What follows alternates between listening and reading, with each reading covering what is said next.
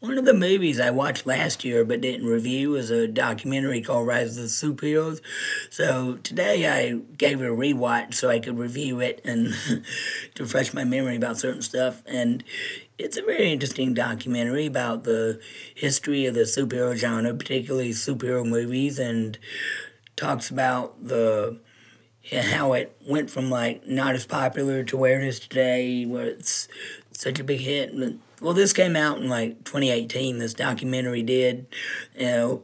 I mean, this documentary didn't age well, particularly with the flops going on today. But I'll get to that later.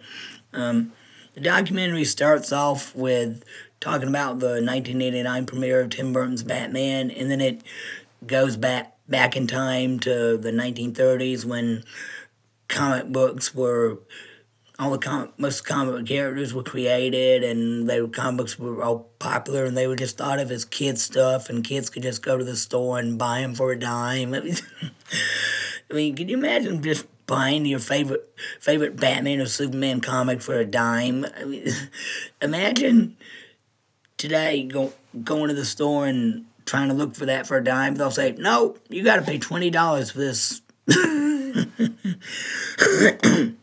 Excuse me. And anyway, it goes throughout the 40s and 50s and 60s when there were a lot of popular superhero cartoons and live action shows that were still aimed at kids, particularly the Adam West Burt Ward Batman movie where and TV series where it's juvenile, and it's the people who are interviewed in this documentary, the comic book writers and the filmmakers and other people who grew up with superheroes. They talk about how it was just a satire on Batman, and this really isn't Batman. It's just a satire.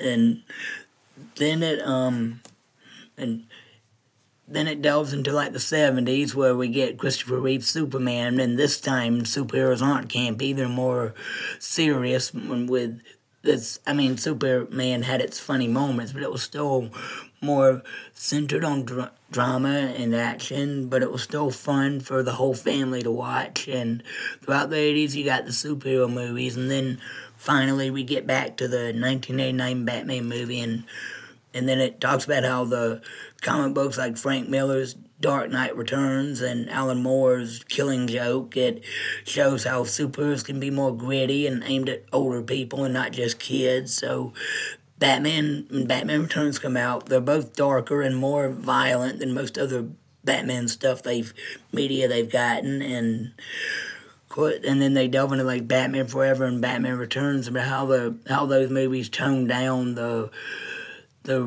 series that Tim Burton started, and how they're not like they were more campy, and Batman and Robin was one of the worst superhero movies ever made. I agree, and it talks about how Marvel they struggled until they finally got their big hit with Blade in 1998, and talks about some of their hits they had with the Spider-Man trilogy, Sam Raimi, and then the X-Men series, Bryan Singer, and then the failures they got with Hulk and Daredevil, Elektra, and then it finally, like in 2008, two of the best superhero movies, Dark Knight and Iron Man, get released in theaters. Iron Man kicks off the MCU, and the MCU grows in more popularity. Then a lot of unknown characters or less popular characters like Thor and Guardians of the Galaxy finally get their live action movies, and Captain America gets his movie. In this one, it's not cheesy like all the other iterations. It's more serious, but still fun. And sorry. This doesn't just talk about DC and Marvel. It also talks about other superhero movies. Like only gives them like a passing reference, or delves into a little more detail on some, like The Mask and Time Cop. I'm surprised I mentioned Time Cop. Yeah, it's the only time Jean-Claude Van Damme's ever played a superhero. Well, he's a cop, not like a superhero like Batman, but he's still a comic book hero. And it talks about like I think it talks about Judge Dredd, Stallone. I can't remember if they reference that or not. And It doesn't mention Steel, that failed like DC movie from the 90s that no one talks about anymore, but no one talks about it anymore, so probably why. And it goes into like 2018 with the release of Black Panther, and because this documentary came out in 2018, and then it stops there. It also talks about the DC extended universe with Man of Steel and so the Batman v Superman, and what a flop failure that was. I mean, this documentary did not age well, like I said. I mean, look at all the top 10 highest grossing movies last year. Only one of them was among the top 10. That's DC Superman. None of the Marvel movies were among the top 10. They were outgrossed. But they're all flops. But yeah, people are experiencing superhero fatigue now. I mean, I love superheroes, but you need to do better work with your movies, bro. Marvel and DC, you both need to do better work.